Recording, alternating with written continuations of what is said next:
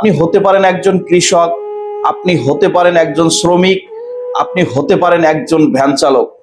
আপনি যাই হন না কেন, আত্মসম্মান বা আত্মসম্মান এবং আত্মমর্যাদা অত্যন্ত গুরুত্বপূর্ণ একটি বিষয়। আপনার একটা আত্মসম্মান দরকার, আপনার একটা আত্মমর্যাদা দরকার। আপনি যদি আত্মসম্মান এবং আত্মমর্যাদার অধিকারী না হন, তাহলে আপনি কোথাও কোনো জায়গায় গিয়ে আপনার সম্মানটাকে ধরে রাখতে পারবেন না।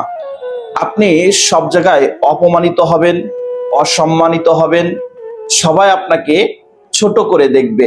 এজন্য আপনার আত্মীয় স্বজন হোক, পাড়া প্রতিবেশী হোক, মানুষ হোক, যারা আপনাকে সম্মান দিবে না বা যেখানে আপনার কোনো আত্মসম্মান থাকবে না বা আত্মমর্যাদা থাকবে না, সেখান থেকে আপনি আস্তে করে সরে আসবেন। আপনার আত্মসম্মান বজায় রাখবেন এবং আপনি এমন কোনো কাজ করবেন না যে কাজের জন্য আপনার সম্মান, আপনার আত্মমর্যাদা বিঘ্নিত ঘটে। আপনি একজন উচ্চ সরকারি চাকরিজীবী বা আপনি একজন উচ্চ বেসরকারি চাকরিজীবী, ভ্যান চালক, কৃষক, আপনি যাই হন না কেন, যে আপনার আত্মসম্মানটাকে আপনি ধরে রাখুন, আপনার আত্মমর্যাদাটাকে আপনি ধরে রাখুন।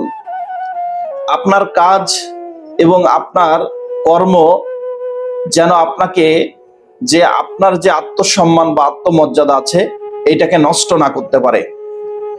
যদি একবার আপনার আত্মসম্মান এবং আত্মমর্যাদা একবার যদি নষ্ট হয়ে যায়, তাহলে এই আত্মসম্মান বা আত্মমর্যাদা আপনার আর কখনো ফিরে আসবে না।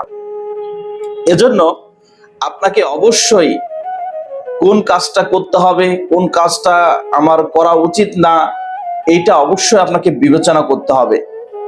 আপনার ব্রেনটাকে শার্প রাখতে হবে, খোলা রাখতে হবে, যাতে করে আপনার আত্মমর্যাদা বা আত্মসম্মান বোধে কোনো রকমের কোনো ঘাটতি দেখা না যায়, সেই ব্যাপারে আপনার সর্বোচ্চ সতর্ক হতে হবে।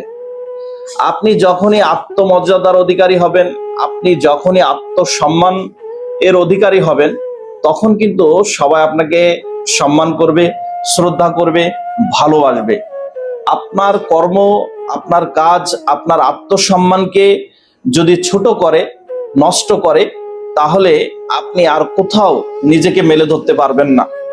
এজন্য নিজেকে মেলে ধরার জন্য আত্মসম্মান এবং আত্মমর্যাদা অত্যন্ত গুরুত্বপূর্ণ একটা বিষয়। অনেক সময় দেখা যায় যে আপনার আত্মীয় স্বজনের কাছে আপনার আত্মমর্যাদা থাকে না, আপনার পাড়া প্রতিবেশীর কাছে আপনার আত্মসম্মান থাকে না, আপনার নিকট আত্মীয় আপনাকে সম্মান করে না, এমনকি আপনার স্ত্রী, ছেলে মেয়েও আপনাকে সম্মান করে না।